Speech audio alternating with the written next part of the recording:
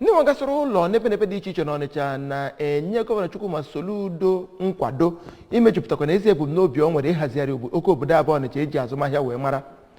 Ndị a nwegasịrị ụlọ mere nke anụnwa n'ọgbakọ ha na gọvanọ Soludo nwere wee kwekọrịta na ha ga-enye gọvanọ Soludo nkwado zuru oke maka mmepe zuru oke na usoro dị iche iche gọvanọ Soludo na-eso ịhazigharị Anambra steeti ka ọ dị mma. Onye nta aka anyị Valentine Mbadowa kpọtara anyị akụkọ a.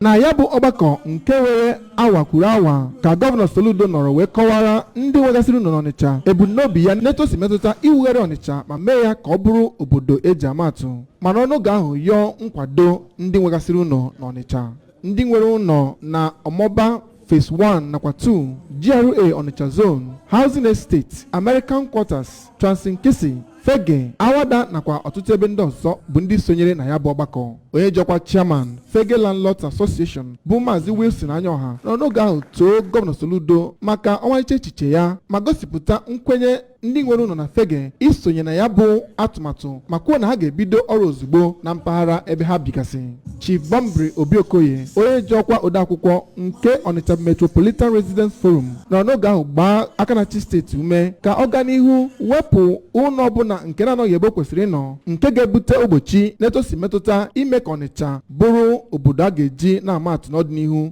Chief Albert Ibekwe nakwa barista Azubike Anazọ ndị nke gara n'ihu nye ya atụmatụ aka na chi steeti a ji ezi nkwado nọ n'oge ahụ tụpụtagasịa atụmatụ dị iche iche etu a ga-esi mee ka Ọnịcha bụrụ ebe obibi ma bụrụ ebe ga na-aga n'ihu. Ụfọdụ n'ime ndị ọzọ nwere ụlọ n'Ọnịcha ndị nke gụnyere Maazị Harold Ekwerekwu ya nakwa Sa Ọsọndụ Nnabugwu n'oge ha na-ekene aka na chi steeti a maka ya bụ ohere ọma o nyere ha iji kparịta ụka toro ya maka ya bụ ụkwụ ọzọ pụrụ n'etosi metụta ikpocha Ọnịcha mee ka ọ bụrụ ebe dị ọcha ma bụrụ ebe ndị bi na ya ga-enwe ezi ahụike ma kwe nkwa ịga n'ihu ịtụnye ụtụ ha etu o si kwesị. Site n'Ọnịcha, abụ m Valentine Mbadowa.